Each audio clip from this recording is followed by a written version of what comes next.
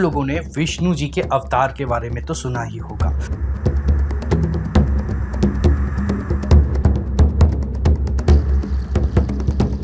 साथ में आपको यह भी पता होगा कि शिव जी ने भी कई सारे अवतार लिए हैं।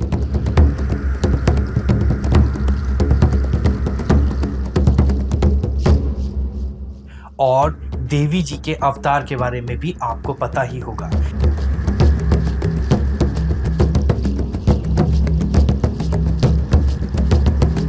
लेकिन अगर मैं आपसे कहूं कि गणेश भगवान ने भी अपने 8 अवतार लिए हैं तो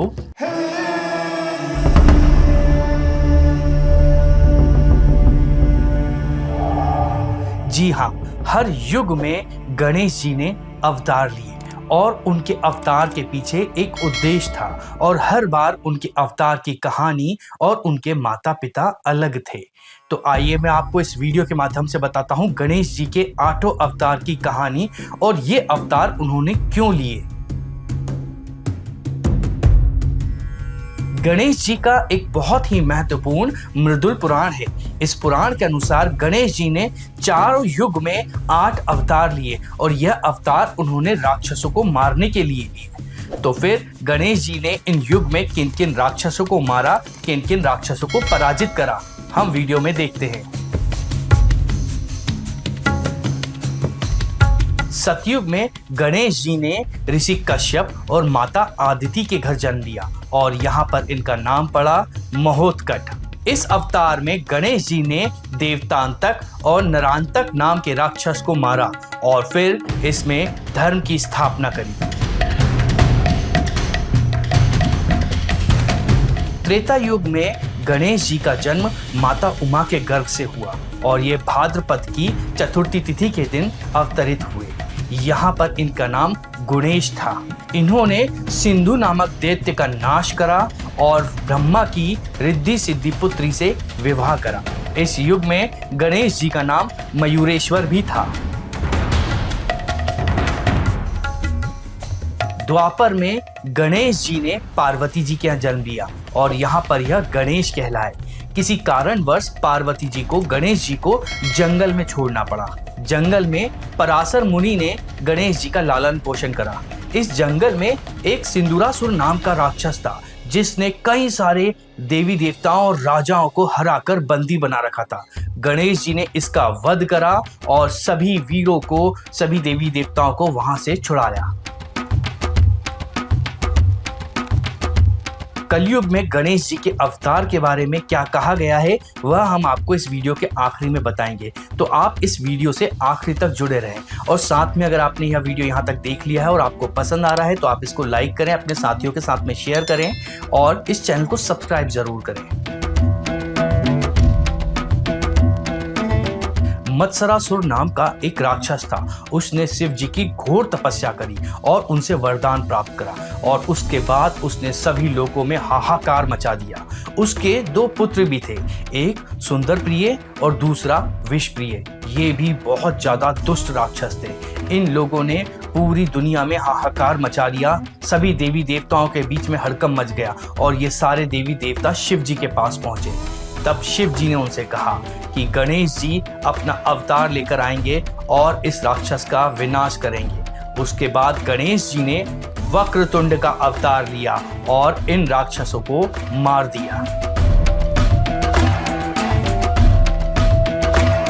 ऐसे ही एक मदासुर नाम का राक्षस था। उसने दैत्य गुरु शुक्राचार्य से कई सारी मायावी शक्तियां सीख ली और कई सारी विद्याओं में पारंगत हो गया। इसके बाद वह देवताओं को परेशान करने लगा। देवता जब बहुत ज्यादा प्रताड़ित हो गए तो उन्होंने गणेश जी से प्रार्थना करी। तब गणेश जी एक दंत अवतार लेकर उनके सामने आए और एक दंत अवतार में गणेश जी का मुख हाथी का था। उनका एक दांत था, उनकी 4 भुजाएं थी और बड़ा सा पेट था। गणेश जी के एक दंत अवतार ने मदासुर का वध करा और सभी देवताओं को निश्चिंत करा।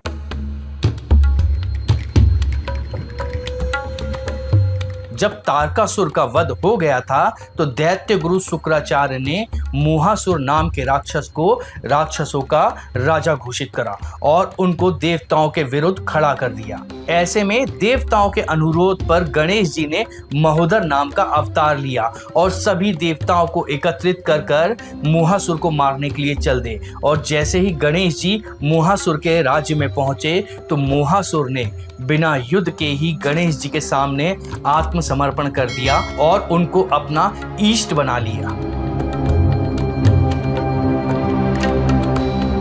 जब विष्णु भगवान ने जलंधर की पत्नी वृंदा का सतीत्व भंग करा तो उससे एक राक्षस पैदा हुआ जिसका नाम था कामासुर। और इस कामासुर ने शिव जी की तपस्या कर बहुत सी शक्ति अर्जित कर ली थी और इसने सभी देवी देवताओं को हरा दिया था। जब देवी देवताओं ने गणेश जी से प्रार्थना करी तो गणेश जी ने विकट का अवतार लिया जो कि मोर पर बैठे हुए थे और इन्होंने कामासुर को पराजित करा। राक्षस लोभासुर, इसका जन्म कुबेर से हुआ था और शुक्राचार्य के कहने पे जब इन्होंने शिव जी की तपस्या करी तो शिव जी ने इनको वरदान दिया और उस वरदान की वजह से लोभासुर ने तीनों लोकों को जीत लिया। जब देवताओं के गुरु बृहस्पति ने देवताओं से कहा कि आप गणेश जी की उपासना करें, वही आपको इस मुश्किल से निकाल सकते हैं, तो ऐसे में गणेश जी ने गजानन का अवतार लिया। जब गजानन ने लोभासुर के सामने युद्ध का संदेश भेजा तो लोभासुर ने शुक्राचार्य की बात मानी और बिना युद्ध करे ही गजानन के सामने आत्मसमर्पण कर दिया। एक क्रोधासुर नाम का राक्षस था। उसने सूर्य देव की उपासना करी और पूरे ब्रह्मांड को जीतने का वरदान मांग लिया और इसके बाद निकल पड़ा देवताओं से युद्ध करने के लिए। तब गणेश जी ने लंबोदर का अवतार लिया और बीच में ही क्रोधासुर को रोक दिया और उसको समझाया। उनकी बात मानकर लोभासुर ने अपना ये युद्ध अभियान समाप्त कर दिया।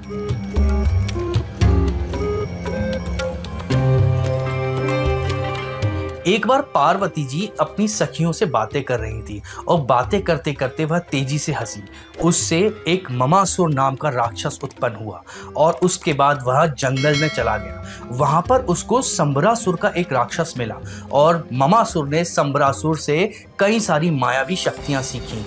उसके बाद में संबरासुर ने उससे कहा कि आप गणेश जी की उपासना करो और ब्रह्मांड को प्राप्त करो। तब संबरासुर ने अपनी पुत्री मोहिनी का विवाह भी ममासुर से कर दिया और इसके बाद ममासुर ने गणेश जी की प्रार्थना करके ब्रह्मांड विजय का वरदान प्राप्त करा। दैत्यराज शुक्राचार्य ने ममासुर को दैत्यों का राजा भी घोषित कर दिया और उसके बाद ममासुर ने सारी देवताओं को बंदी बना लिया।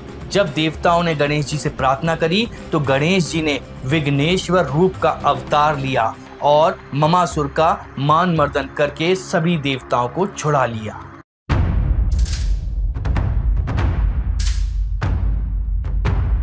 एक बार सूर्य भगवान को छींक आ गई और उससे अहम नाम के दैत्य का जन्म हुआ। यह दैत्य शुक्राचार्य के पास गया और शुक्राचार्य ने इसको विद्याएं सिखाई। इसके बाद अहम का नाम अहंतासुर हो गया और उसने अपना एक राज्य भी स्थापित करा। वहां पर उसने गणेश जी की उपासना करी, उन्हें प्रसन्न करा, गणेश जी से वरदान प्राप्त करे। लेकिन जैसा उसका नाम था वैसे ही उसका काम था। गणेश जी से वरदान प्राप्त करने के बाद उसमें घमंड आ गया, उसमें अहम आ गया, वो बहुत ही अत्याचारी हो गया और अनाचारी हो गया। तब उन्होंने धूम्रवर्ण का अवतार लिया। उनका रूप धुएं की समान था और वह बहुत विकराल रूप में थे। उनके हाथ में एक पास था जिससे ज्वाला निकल रही थी। गणेश जी ने धूम्रवर्ण अवतार में ही अहंतासुर को हरा दिया और उसकी भक्ति प्राप्त करी।